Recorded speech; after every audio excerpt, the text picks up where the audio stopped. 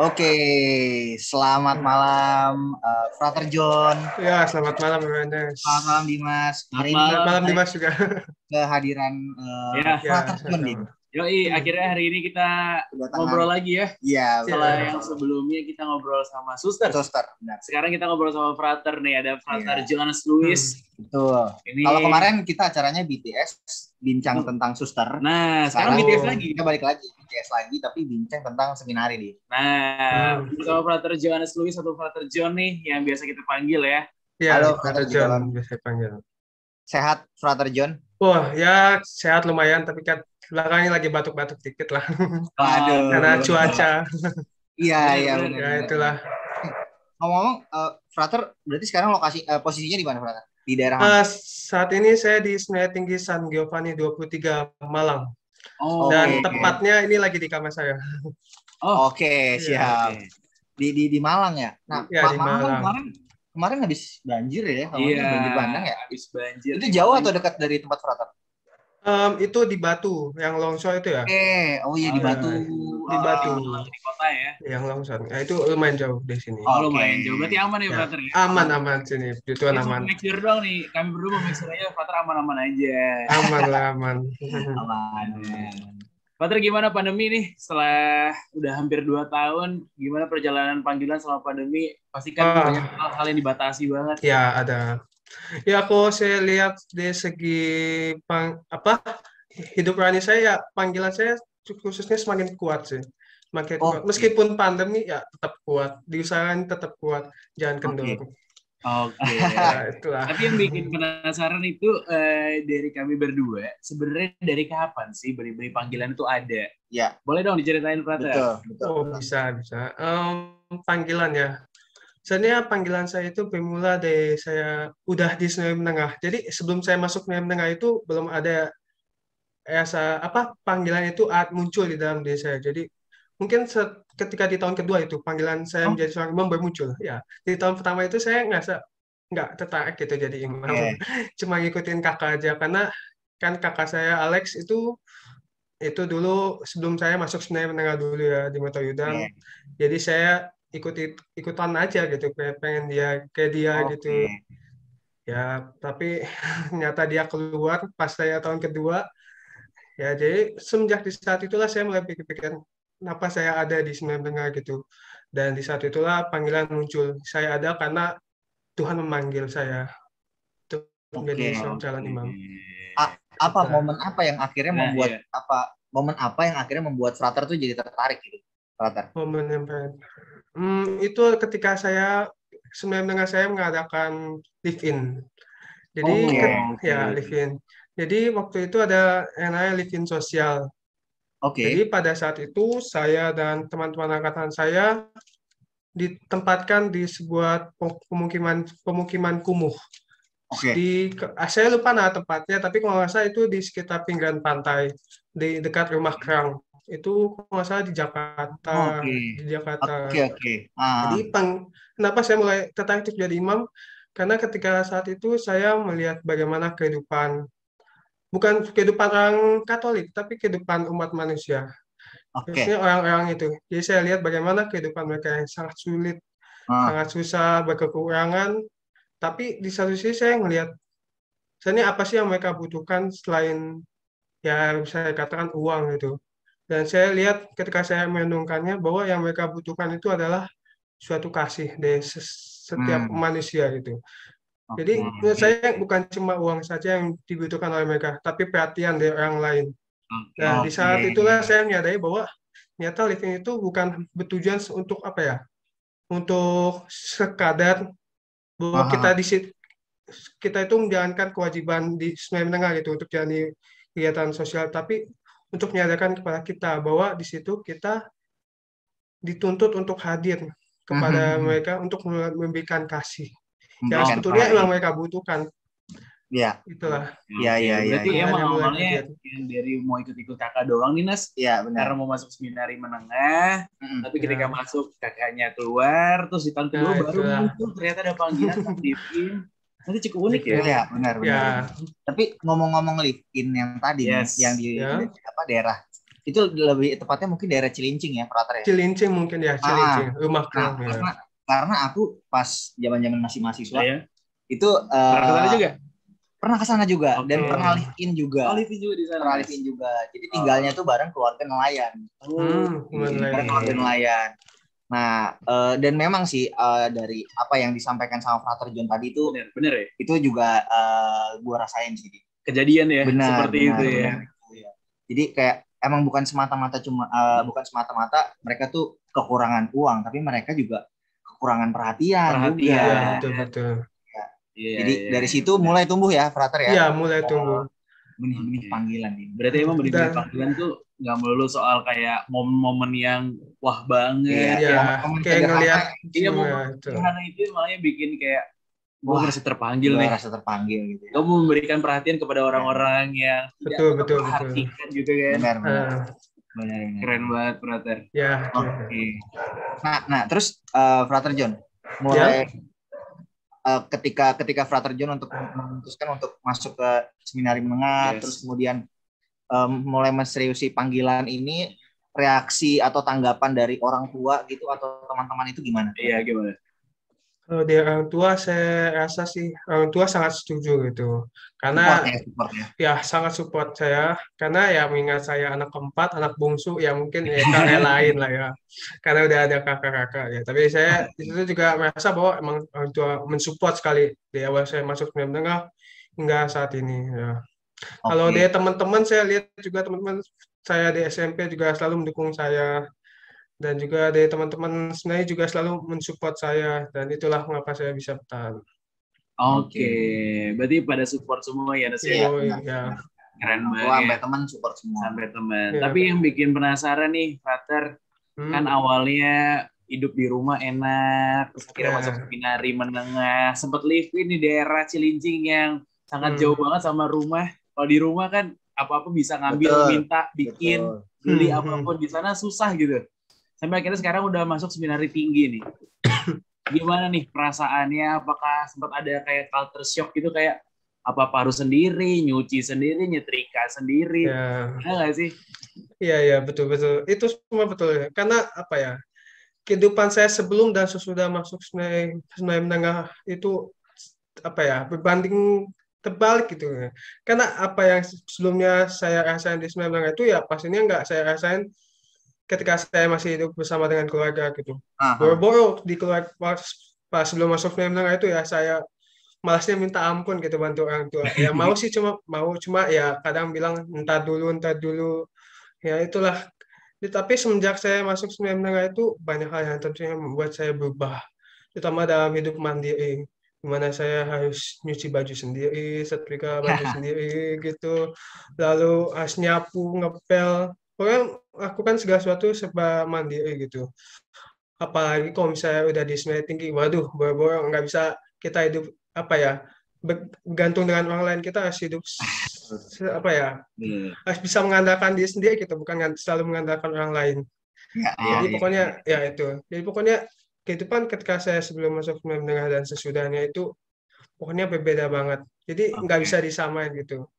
Cermin dari pengalaman saya saat live-in itu, saya juga merefleksikan gitu. Ketika saya live-in itu, saya ngelihat kok kehidupan orang-orang di sana ya. Karena saat itu saya tinggal dengan seorang nenek gitu. Neneknya itu kerjanya pengupas kerang gitu. Iya.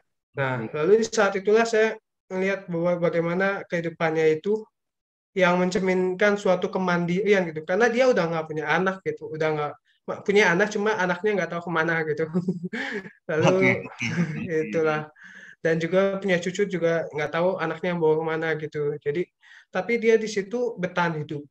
Di pengalaman-pengalamannya itu saya ngelihat bahwa manusia itu ya memang kita hidup di dunia ini selalu membutuhkan orang lain, tapi nggak selamanya kita harus mengandalkan orang lain juga. Karena itulah saya belajar dari pengalaman itu, saya belajar hingga saat ini saya belajar bahwa memang kita itu harus belajar untuk menjadi pribadi yang mandiri gitu, nggak bisa selalu bergantung dengan orang lain. Ya, itulah. Oke. Tapi dari berbagai pengalaman yang jauh berbeda banget, terus momen-momen menyentuh di saat live in yang menjadi penyemangat lah atau motivasi panggilan gitu kan. Betul. Nah, tapi kalau sampai sekarang akhirnya udah di seminari tinggi nih, suka dukanya apa sih yang udah pernah dijalanin? Suka dukanya. Pertama-tama suka dukanya itu nggak bisa ketemu dengan keluarga. Karena ya di semester menengah itu saya ya kan sebulan sekali bisa ada kunjungan orang tua. Tapi selama saya tahun orientasi rohani hingga saya tingkat 1 di sini di semester tinggi saya belum pernah berjumpa dengan orang tua. Jadi hampir ya 2 tahun kurang lah nggak bertemu dengan orang tua, itu dukanya. Kalau sukanya itu saya bertemu dengan teman-teman baru gitu. Dan banyak pengalaman baru yang saya alami, terutama misalnya dalam hal studi. Ya kan saya di semester tinggi ini baru pertama kali merasakan bagaimana kehidupan mahasiswa gitu. Jadi ibaratnya di semester tinggi ini saya ya mahasiswa yang nggak kos-kosan juga, tapi saya mahasiswa yang kayak saya kadang ngerasa bahwa saya tinggal sih kayak anak mahasiswa kos-kosan gitu. Cuma bedanya kita dibayarin kesupan. Nah itu. Nah pokoknya beda. Kok suka lainnya itu adalah kita di sini di semester tinggi itu masih bisa olahraga bareng dengan teman-teman. Terus bisa belajar bareng dengan teman-teman. Mungkin beda sama yang teman-teman mahasiswa lainnya yang masih offline. Mereka nggak bisa berjumpa dengan teman-temannya karena dibatasi. Tapi di sini kita bisa hidup bersama gitu. Lalu suka lainnya itu kita di sini itu memiliki tema bebas dan tanggung jawab. Jadi bebas dan tanggung jawab maksudnya kita di sini bebas pengen ngapain aja. Asal kita pertama wajib ikut ibadat harian, wajib ikut misa, dan wajib ikut kegiatan-kegiatan komunitas. Sisanya kita terserah kita mau ngapain, mau belajar, mau main, mau keluar, sebenarnya boleh. Jadi di sini bebas kita. Boleh keluar dari seminari kapanpun asal ikut itu tadi yang saya sebutkan, asal ikut ibadat dan sebagainya. Di sini juga kita bebas, boleh bawa laptop atau HP gitu. Tapi ya kembali lagi kita bebas tapi tanggung jawab. Tanggung jawabnya misalnya dalam hal kayak kuliah gitu. Kita di sini kan hidup bukan sebagai apa ya? Dituntut bukan kita hidup di sini bukan untuk diri kita sendiri tapi untuk umat yang nantinya kita layani di keuskupan kita masing-masing. Di sini itu bukan satu keuskupan loh. Di sini itu ada 9 keuskupan. Jadi ini seminari tinggi interdiocesan, antar keuskupan.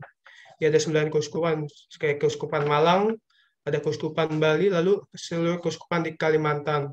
Kalau saya kan kayak keuskupan Banjarmasin, Kalimantan Selatan. Nah itu, jadi ada 9 keuskupan. Nah dari keberagaman itu, dari 9 keuskupan itu yang jadi suka bagi saya di sini. Karena saya mengenal banyak keberagaman di sini. Mulai dari kayak budaya-budaya orang Kalimantan, kayak masakannya, olahraganya kayak takraw. Iya, di sini ada takraw. Tapi saya nggak bisa main. Itulah.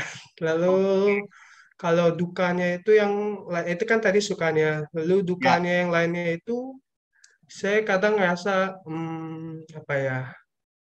Kadang masih merasa suatu kekosongan gitu. Kekosongan ini maksudnya apa ya? Ya jadi kekosongan dalam artian kadang dalam panggilan saya itu khususnya di semester tinggi ini selalu kadang ada keraguan. Jadi bimbang dan ragu.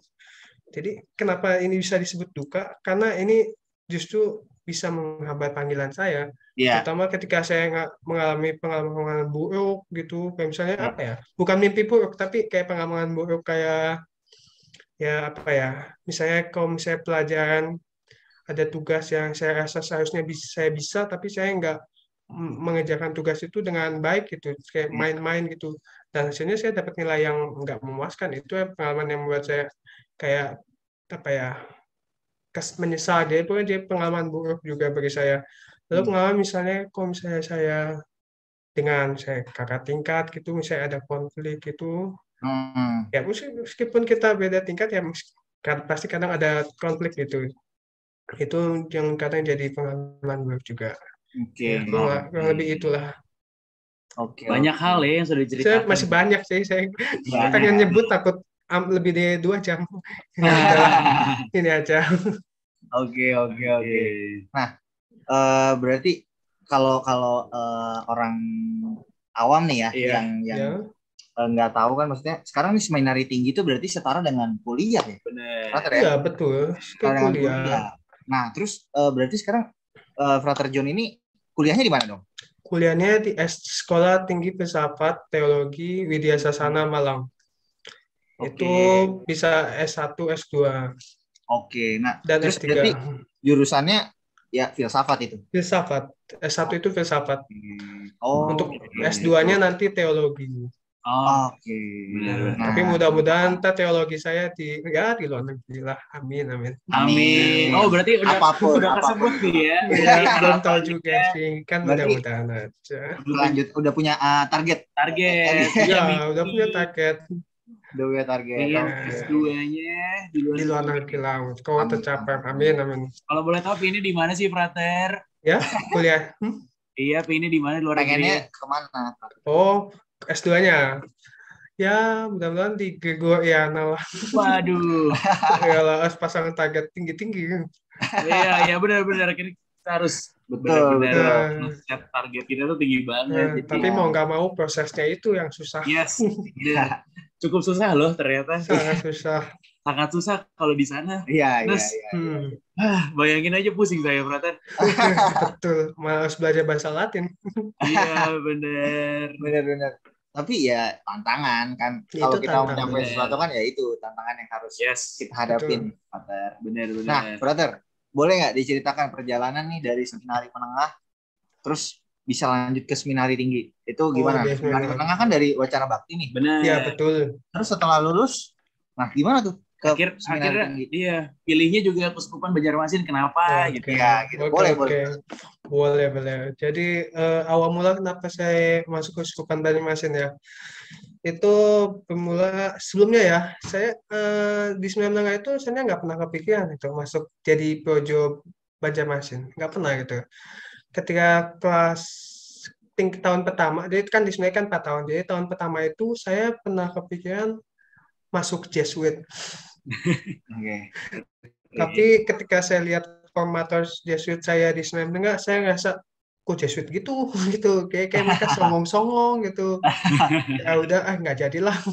Mengingat bahwa teman-teman saya juga benci Jesuit. teman angkatan. Nah, lalu di tahun kedua itu saya tertarik untuk jadi imam MSC. Kenapa? Karena MSC itu kan pusatnya di Manado. Kebetulan saya orang Manado juga. Tapi pernah suatu ketika live-in kedua saya di tahun kedua itu saya seharusnya live-in BRR gitu. Jadi menginap di BRR MSC. Tapi nggak taunya saya nggak live-in di BRR gitu. Saya malah live-in di Pusat Rehabilitasi Narkoba di Central City. Itu yang ngelola MSC. Cuma saya kaget loh, kok ke situ bukan ke BRR-nya gitu. Nah, dari saat itulah saya nggak tertarik lagi lah jadi imam MSC, sama ditempatin di tempat aneh-aneh. Nah, itu. Lalu di tahun ketiga itu saya tertarik untuk masuk Projo Jakarta. Tapi entah kenapa saya nggak terlalu tertarik juga gitu. Jadi di tahun ketiganya itu juga saya memutuskan masuk OSC aja deh. Karena kan bagi saya yang megang OSC gitu. Terus pengen ngikut Romo OSC yang pernah bertugas di bagi saya, kayak Romo Bimo, Romo Adi dan sebagainya. Tapi ternyata itu bertahan sampai tahun terakhir saya, tahun keempat. Tapi ternyata pas wawancara untuk masuk sono dan hasil keputusannya saya nggak diterima, nggak keterima. Nah, saat itulah saya mulai ingat kembali tujuan saya setelah lulus dari Seminari Menengah itu saya mau kemana gitu. Kalau saya nggak keterima di OSC, lalu saya mulai mencari pengalaman saya sebelumnya.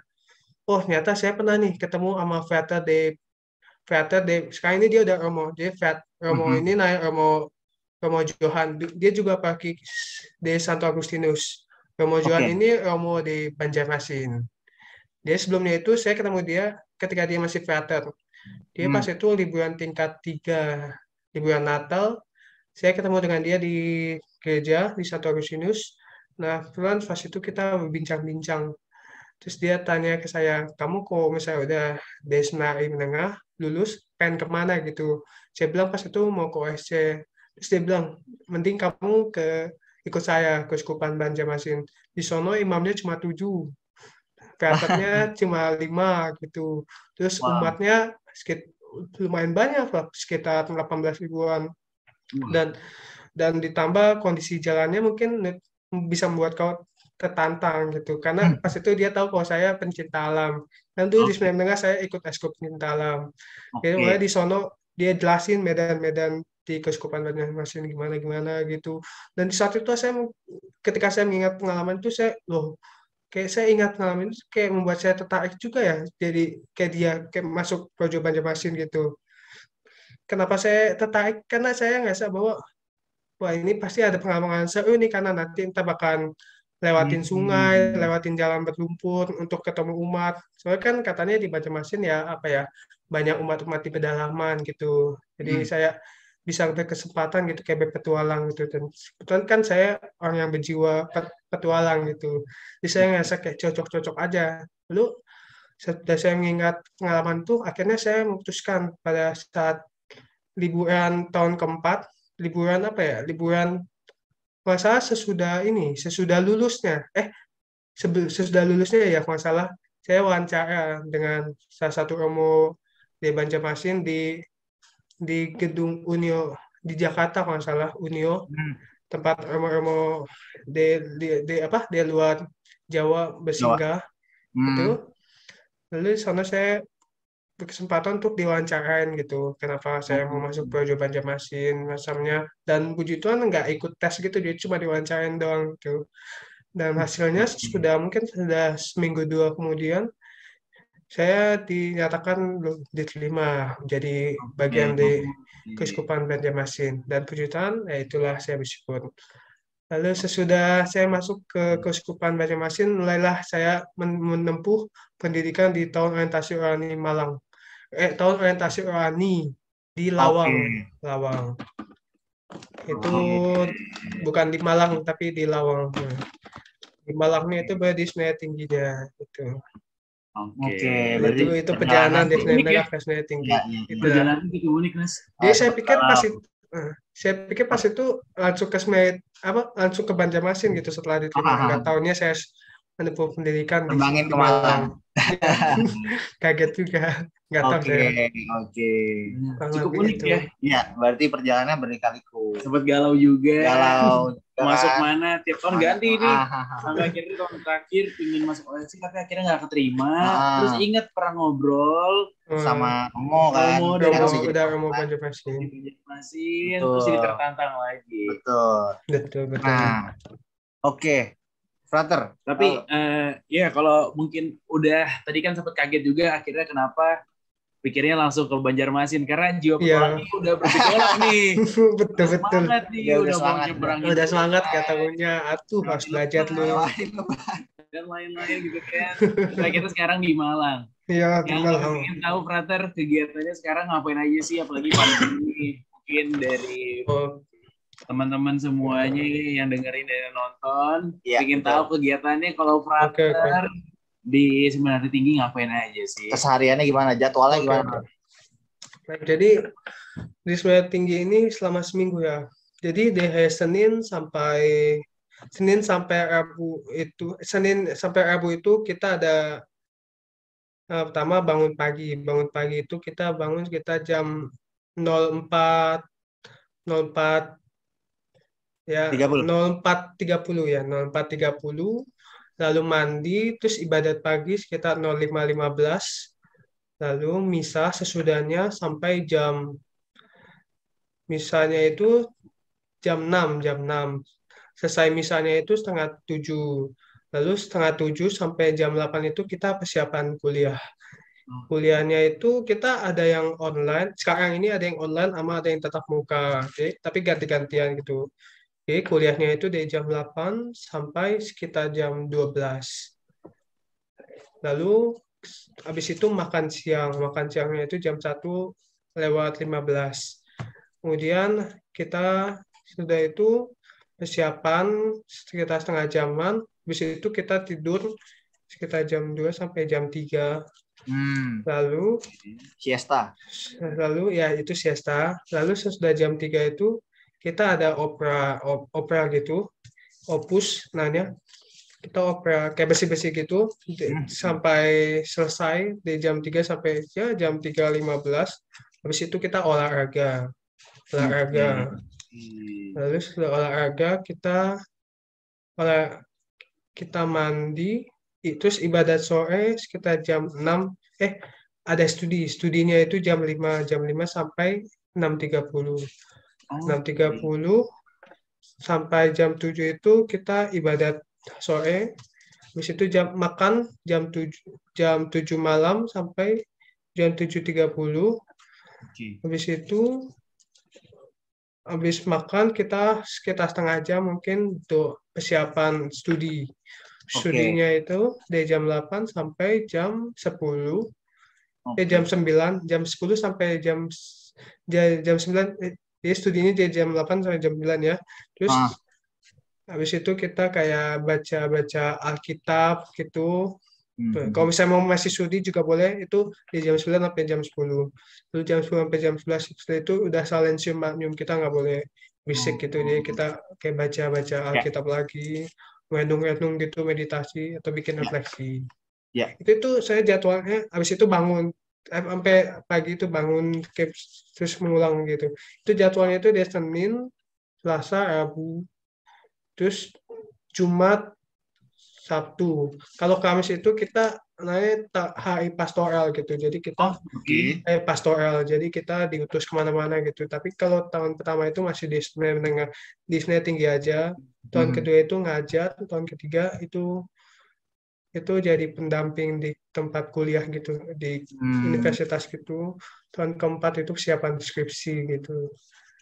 Lalu ada juga ada tingkat 6 atau tingkat 7 itu mereka S2. Mereka itu biasanya mungkin diutus nggak tahu kemana. Pokoknya ya diutus ke kayak perkumpulan gitulah macamnya. Lalu di hari Minggu itu kita bangunnya itu sekitar setengah 5, setengah 6. Bangun setengah 6, lalu ibadat, enggak, bangunnya jam 6 ya, jam 6 bangunnya. Ibadat jam 6 sampai saya lupa. Jadi ibadatnya itu jam 6 sampai 6:30. Lalu misa jadi jam 6:30 sampai 7:30. Itu. Lalu sudahnya itu kita kegiatan pribadi sampai sore sampai jam 5 sore. Itu kegiatan pribadi kita terserah mau kemana. Kayak misalnya mungkin mau jalan-jalan, mau ya keluarlah dari sini untuk refreshing gitu. Itu lalu jam 5 sore itu kita ada salve. Setelah itu salve sampai jam 6. Jam 6 sampai jam 7 itu kita studi. Jam 7 sampai jam 9. Jam 7-nya itu makan malam. Lalu jam 8-nya itu studi lagi. Di situ ngulangin kayak apa? Terus di situ ya kayak sama lah kayak Senin, Selasa, Rabu, Jumat, Sabtu tadi. Terus soalnya di tiap hari itu yang ada yang beda. Itu di malamnya itu. Jadi di Senin itu kita ya tetap Selasanya itu kita ada latihan kur sama punta di malamnya. Lalu untuk Rabu kita ada rekreasi bersama. Lalu untuk hari Kamisnya kita malamnya itu studi. Hari Jumatnya itu studi juga malamnya. Kalau Sabtu juga khusus itu kita ada rekreasi bersama. Itu ya, lalu Minggunya juga studi. Kurang lebih itulah jadwalnya itu. Beragam ya. Iya. Kalau studi itu biasanya apa yang yang dipelajari. Jadi studi itu ya misalnya apa yang di kuliah hari ini Oke. apa yang kita pelajari gitu, lalu kita ngulang-ngulang lagi atau kita Iya. belajar bareng sama teman gitu. Paham. Karena tadi banyak banget disebutnya studi ya, jadi banyak Iya, belajar. jam studi ini banyak, Jam lumayan. studinya lumayan banyak. Tapi hari Minggu itu Hari Minggunya itu bisa kemana-mana, ke tapi mall. brother, yang saya penasaran nih, kalau rekreasi bersamanya di sana ngapain aja sih, brother? Iya, Oke. rekreasi bersama Oke. ngapain? Ini spesial nih. Jadi rekreasi kita di sini kita punya biliar. Rekreasi yang paling kita suka di hari Rabu sama Sabtu itu kita bisa main biliar. Main biliar itu bisa juga di jam olahraga. Ada jadwalnya untuk main biliar. Itu paling kita senangi. Lalu di sini juga ada TV untuk kita nonton film. Jadi TV-nya itu udah ada internetnya, jadi kita bisa YouTube Smart TV. atau Smart TV. Ya bisa nonton YouTube atau nonton Netflix, macam-macam, bisa nonton apa aja. Ya itu. Lalu rekreasi lainnya kita juga bisa main catur. Lalu bisa main kayak gaple. Lalu sendiri sukanya main apa? Nah, saya sendiri kadang suka keluar. Rekreasi kita juga boleh keluar. Rekreasi boleh keluar. Tapi kadang saya juga main biliar, meskipun nggak jago.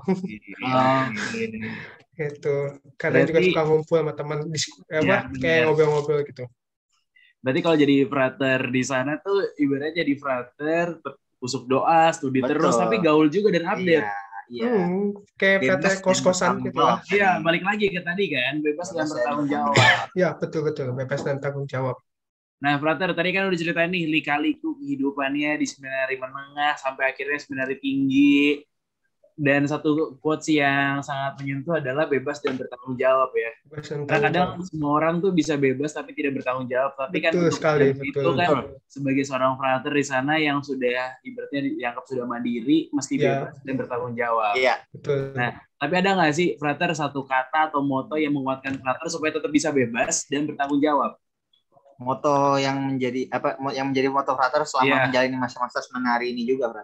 Iya. Sebenarnya moto saya nggak sesuai dengan bebas dan tanggung jawab, tapi moto saya itu moto panggilan saya gitu. Jadi moto saya itu bukan orang sehat yang membutuhkan tabib, tetapi orang sakit. Itu saya ambil dari Matius 9 ayat 12. Kenapa saya ambil moto itu? Karena saya sadar kalau saya bukan orang sehat. Pastinya. Maksudnya orang sehat itu saya bukan orang yang tidak berdosa. Kayak saya ini orang yang sakit, orang yang berdosa. Tapi karena Tuhan manggil orang yang berdosa, yang tidak Tuhan itu manggil orang yang tentunya nggak selamanya orang yang sehat gitu. Karena saya sadar bahwa Tuhan itu manggil orang berdosa seperti Matius pemungut cukai. Sendiri itu orang berdosa, dan saya sadar betul saya juga orang berdosa, maka saya itu orang sakit, tapi saya dipanggil Tuhan. Ya, oke. Untuk sembuh. Oke. Wah, moto Frater John ini sangat membuat tersentuh juga gitu ya. Maksudnya tadi jadi teringat juga ya. Bukan orang sehat yang yang burukan tabib. Betul. Tapi orang sakit. Tapi ini bukan cuma untuk orang yang dipanggil jadi imam, tapi awam pun juga. Awam itu dipanggil Tuhan, karena setiap awam pastinya ada yang sakit.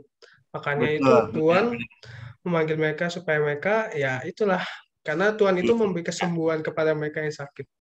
Betul. Benar. Wah, oke Frater. Terima kasih Frater untuk kata-kata quotes ya yang jadi moto juga. Kami semua juga nih Frater di sini. Quotes of the day. Oke. Yes. Nah, Frater, mungkin terakhir nih Frater. Kira-kira ada nggak pesan untuk anak-anak muda nih, khususnya paroki Karawaci nih? Di paroki Karawaci agar berkenan juga memasuki pilihan itu menjadi gembala seperti Frater John sekarang ini. Silakan Frater, mungkin bisa disampaikan pesan-pesannya untuk teman-teman kita yang berminat nih sekarang. Oke. Baik. Jadi untuk kalian semua yang mungkin belum tertarik atau yang tertarik, pertama-tama itu menjadi seorang hamba Tuhan ya. Hamba Tuhan bisa dalam artian bisa jadi seorang imam, seorang suster, atau bahkan jadi awam yang sangat menggerak tergerak hatinya untuk yang sama. Jadi pertama-tama itu kalau kita ingin jadi seorang hamba Tuhan itu kita butuh yang namanya kerendahan hati. Kerendahan hati. Lalu yang kedua itu kita butuh namanya ketekunan. Dan yang ketiga itu kita butuh namanya semangat Kristus. Jadi dari ketiga hal ini kenapa sangat dibutuhkan? Karena sebagai seorang hamba Tuhan kita itu tidak lebih tinggi dari tuannya. Jadi kita butuh kerendahan hati. Sehingga dalam setiap tugas yang diberikan oleh tuannya, kita sebagai hambanya itu dengan senang hati mengerjakannya dengan penuh kerendahan hati. Lalu yang kedua apa tadi? Ketekunan. Ketekunan, betul. Jadi menjadi seorang hamba Tuhan itu juga butuh ketekunan, terutama dalam mengerjakan tugas-tugas. Karena nggak mungkin seorang hamba itu hanya malas-malesan, sedangkan tuannya itu juga bekerja. Karena itulah seorang hamba itu harus butuh ketekunan. Karena saya rasa sendiri bahwa menjadi seorang calon imam itu butuh ketekunan. Karena terutama dalam belajar. Kalau misalnya kita nggak mau belajar, terutama kita pengen jadi imam, ya itu omong kosong. Karena jadi seorang imam itu ya intelektualnya itu dituntut untuk terutama untuk melayani umat. Apalagi kalau misalnya umatnya lebih pintar dari imamnya, ya gawat. Benar. Lalu yang ketiga itu semangat Kristus. Kenapa saya merasa bahwa semangat Kristus itu dibutuhkan bagi seorang hamba? Karena dengan semangat itulah kita dalam setiap pekerjaan kita nggak bakal menemukan yang namanya putus asa. Kita pasti bakal berjuang untuk agar pekerjaan yang kita diberikan oleh Tuhan kita kerjakan dengan sebaik-baik mungkin agar tidak mengecewakan yang telah memberikan tugas kepada kita. Jadi sebagai lebih gampangnya lagi untuk ketika kita ngerasa terpanggil untuk kalau kita pengen dipanggil Tuhan atau yang kita itu pertama-tama itu harus mengenal diri kita sendiri gitu. Kita itu orangnya seperti apa sih? Kalau misalnya kita udah mengenal diri kita sendiri, kita coba tanya apakah Tuhan memanggil saya untuk jadi hambanya.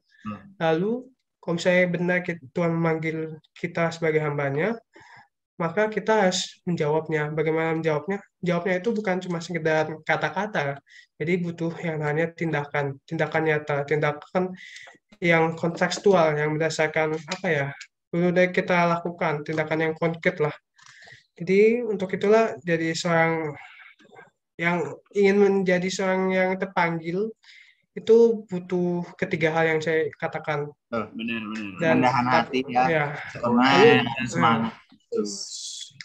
Tapi kalau untuk yang merasa udah terpanggil, jangan sekali-sekali berpikir bahwa kalau misalnya udah dipanggil Tuhan itu kita dengan mudahnya kayak mengabaikan kewajiban kita.